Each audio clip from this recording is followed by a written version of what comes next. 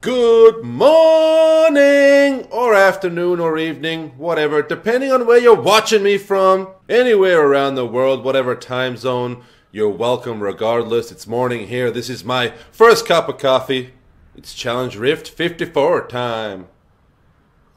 Now let's check this out. I'm excited to get my materials and keep playing my Crusader in Season 14. We are playing an Innes Monk, so we're definitely going to be using, aka it's called the Mystic Ally Monk, I suppose you can call it. So looking at the Innes set pieces, for the 2-piece bonus, this player has used 6, the full 6 set bonus by the way. So for 2 pieces it increases the passive effect of your Mystic Ally and the base passive effect of your Mantra by 100%. Yeah, not too bad. For 4 pieces, you gain the base effect of all 4 mantras at all times. So we just get the base effect of the mantras for this one. But for the 6 pieces, you gain the 5 runed mystic allies at all times, and your damage is increased by 150% for each mystic ally you have out, and they're all going to be out, which they all multiply by 150%. We're going to be doing some pretty damn awesome damage. Now, some other items to note. Deathwatch Mantle, nothing special about that. He's using the Traveler's Pledge with the Compass Rose here. The Bane of the Powerful gem slotted in, and no other gems are slotted into the jewelry slots, which is a shame because the first thing you should do for your amulet and both rings is get that socket for a gem. Very, very, very important for pretty much doesn't matter what build you're playing. There may be 1 or 2 exceptions, but otherwise, very important. He's using the Fulminator here. I think he's just using the first ancient weapon that he got, so just getting some nice damage there, but doesn't really benefit the Mantra build all that much. Crystal Fist, not too bad. Like Dashing Strike will reduce your damage taken by 40%, so damage reduction is always good for the Monk class here. Roger's Huge Stone, nothing handy really about that. That's pretty much all the gear. Not too bad because of the 6-piece bonus of Innes set. We're going to be doing some pretty awesome damage regardless. We're going to cruise through this, get our materials, and keep playing the season. So looking at Kanai's Cube, the Furnace there, we've got the Crudest Boots. So Mystic Ally summons 2 Mystic Allies that fight by your side. So all those Mystic Allies that are already going to be out and fighting at all times with us because of the 6-piece bonus there, it actually doubles. So 2 Mystic Allies fight by our side. Crudest Boots are a must-have for any Mystic Ally or Innes build. It's just such an awesome damage increase. Whether you're wearing them, which will mean that you'll have to have the Ring of Royal Grandeur equipped, or whether you want to put them in Kanai's Cube is totally up to you. Depends on the stats that you get. So, Obsidian Ring of the Zodiac, reducing our cooldowns. Let's get to the all-important skills here. Crippling Wave, Lashing Tail Kick, Inner Sanctuary, Dashing Strike, Mystic Ally, and Mantra of Salvation, the passives. Beacon of Utah, Unity, Seize the Initiative, and Near-Death Experience. Hold on 1 second. So the strategy is so damn simple. We're going to be using Dashing Strike to dash through as much as possible, and we get 3 Dashing Strikes pretty much we can do in a row. Just be careful not to spam it too much because you will run out, and then when you need it, you're not going to have it. You're going to have to wait for the cooldown. So just time them periodically and don't spam them ridiculously. Just keep in mind you can do 3, but you should always have that 1 extra in there just in case you're in a sticky spot and you need to get out.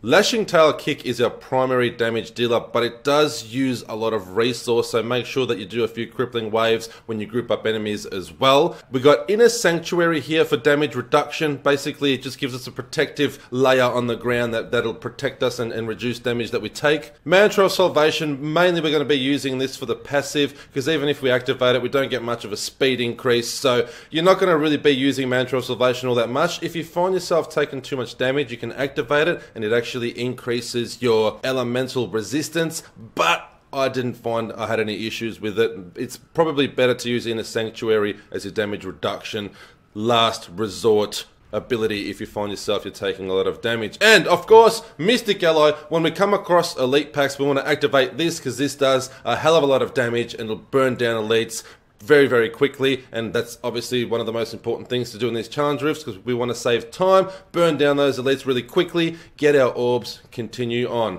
That's pretty much all you gotta do. Just remember to keep on moving. Don't waste too much time with trash mobs. Make sure that you're trying to find elite packs, and definitely use your dashing strike to move through this as quickly as possible. It's not a hard one this week. It's actually quite easy, but if you're having trouble, you've come to the right place. Your creepy uncle will help you every step of the way. So that pretty much covers off our gear and our strategy. I've rambled enough. I hate rambling. I like showing you all how it's done. So let's go and do this together as usual, hand in hand, side by side, creepy uncle style. We are in Vaseline, and the monk class. I always love playing monk. It's probably my second favorite class to play.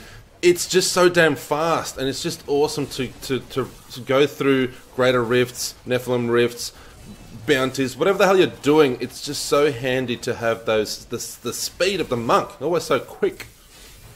Whereas the Crusader kind of roaming around with your ultra powerful Condemn build, which is awesome for, you know, high-end Greater Rifts and pushing Greater Rifts, but when it comes to bounties and Nephilim Rifts, it's not very speedy. You can, don't get me wrong, you can change things around and make it into a speed-based build, but I find that the monk, every build, moves so damn quickly.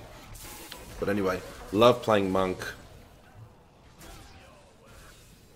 I haven't played a Witch Doctor in quite some time. Witch Doctor used to be like my second favourite class. They kind of dropped off lately, but I think they'll get a boost. Next patch, I'm telling you now, I think Blizzard will buff the Witch Doctors. I think it's currently the weakest class in the game. But all it takes is one patch and things change very quickly, as you know. So as you can see, we want to try and save the Mystic allies for elite packs. They'll definitely burn them down very quickly. Other than that, like you can see, I'm not taking too much damage. Lashing Tail Kick does so much damage output that it pretty much kills everything that's sort of in the vicinity there within range. And then, very importantly, is you want to dash, because that also has that awesome damage reduction. Reduces a hell of a lot of damage. And trash, I definitely kill along the way. Mostly because they get in the way and you can't progress through them. So just do a few Lashing Tail Kicks, but keep moving forward. Got a pylon there. And then bang, elite pack. Activate your Mystic allies. Bang, dead. Orbs, keep going. Shit, I missed one. It's alright, I'm not going to go back there now. We're trying to save time.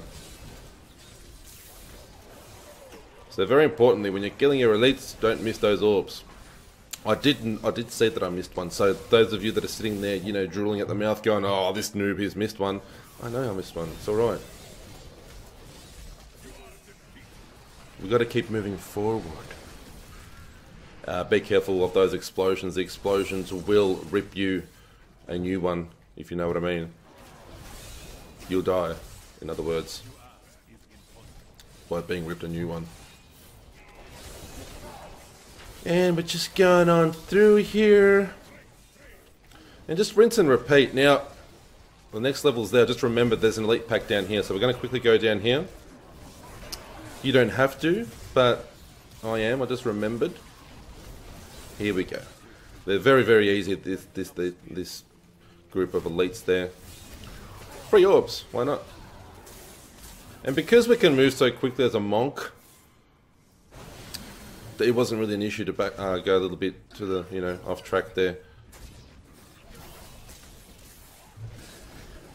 And here we go. I've only played this Challenge Rift once, so I don't know like the perfect routes, but I do remember that there's the elites right here. We're going to kill these guys. These guys are annoying because they fear you. As you can see, I just got feared. I hate that. It's so annoying. But they're not too difficult. So we're progressing through nicely here.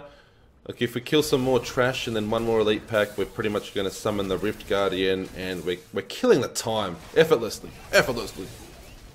So if you're having trouble, just watch what I'm doing here. Take the same route. You ain't going to have no difficulties. Just don't spend too much time killing the trash. Like, you don't have to kill all of them. Just kill a few, leave a few of the big guys, and keep moving. As soon as you've got dash available, dash out of these packs. Ooh, nice, juicy. Ooh, here we go. Elite, this will be it. Boost will be it. After this elite, we will get the Rift Guardian. Watch those explosions. Don't want to die. Get these orbs. Cha-ching, cha-ching. So Mystic Ally is up, which is nice. It'll pretty much help us destroy this Rift Guardian. So Rift Guardian's not a problem. It doesn't do that much damage to you. Make sure you use your cooldowns. Lashing Tail kick. Finish him off. Cha-ching, cha-ching, cha-ching. Another week.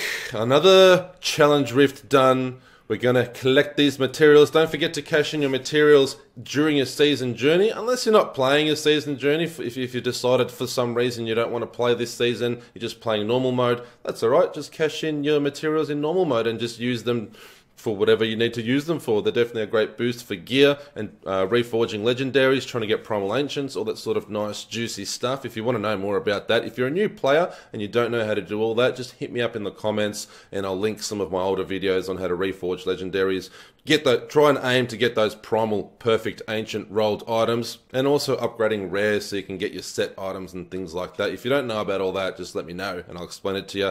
All of you veteran players know exactly what I'm talking about. Some of the newbies might think that I sound like a madman, but there's a lot of little shortcuts you can do in game to get the better gear and also to get those primals and ancients, the really high-end nice stuff that you might want. I feel as though I have spoken enough gibberish for the day, so what are you waiting for? Go and do your challenge rifts. In the meantime, don't forget to hit that subscribe button and come back and visit your creepy damn uncle and Master Jedi, Bannock 13.